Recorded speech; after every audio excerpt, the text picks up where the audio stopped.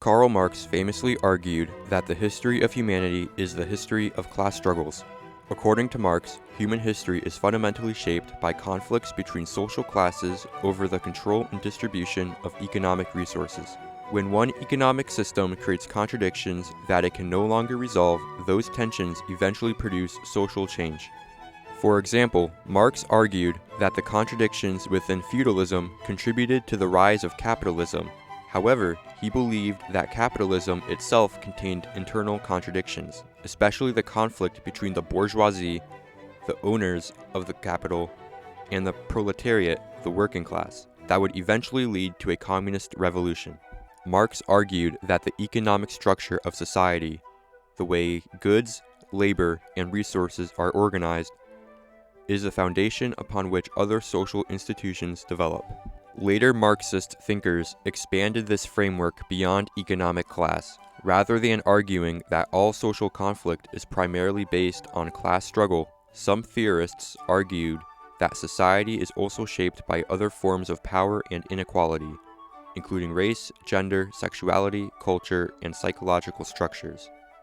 For example, some radical feminist thinkers argued that much of human history can be understood as a struggle between women and patriarchal systems of power. Similarly, critical race theorists argue that racial structures and historical patterns of discrimination continue to influence modern institutions.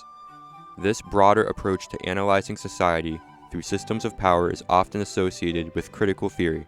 Critical theory developed among Marxist philosophers and argued that social change required examining not only economic structures, but also culture, ideology, and social consciousness. Critical theory argues that knowledge is never completely separate from social conditions. It holds that institutions, academics, and culture can reflect existing power relationships. Therefore, the purpose of analysis is not only to understand society, but also to critique forms of domination and contribute to human emancipation.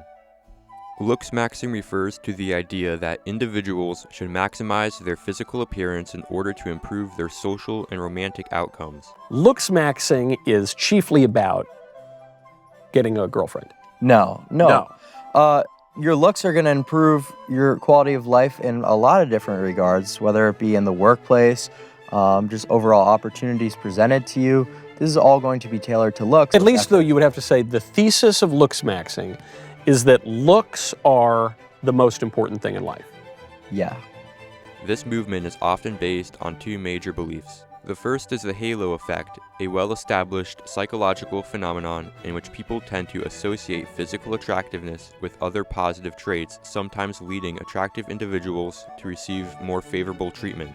The second belief is hypergamy, which is the idea that individuals tend to seek partners with higher perceived status, resources, attractiveness, or social value. Some Looksmaxxers argue that modern dating apps and social media have intensified this dynamic by allowing people to compare themselves against a much larger pool of potential partners. From this perspective, many men believe that dating has become a competitive hierarchy where highly attractive men receive disproportionate attention.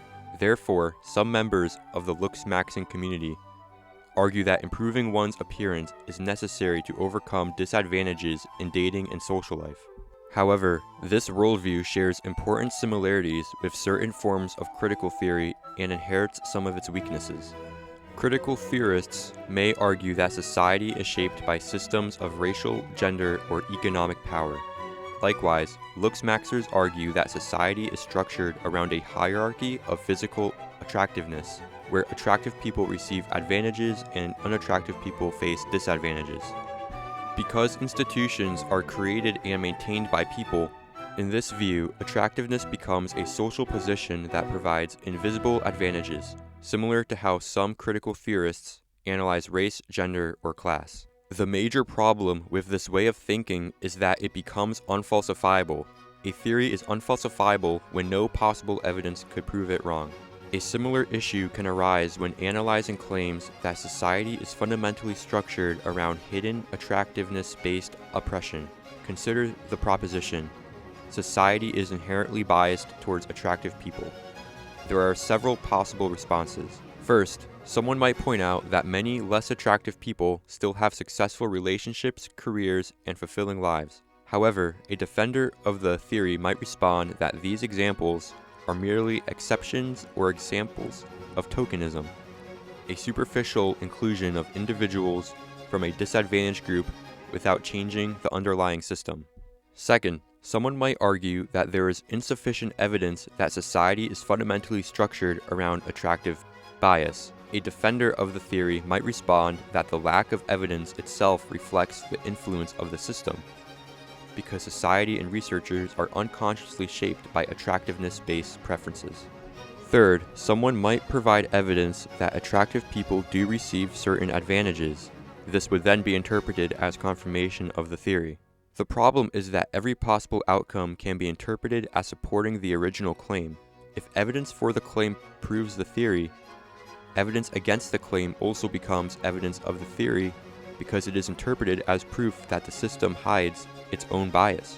When a worldview can explain every possible observation, it becomes difficult to distinguish it from a belief system rather than a testable theory, but theories that aren't testable should be discarded as worthless.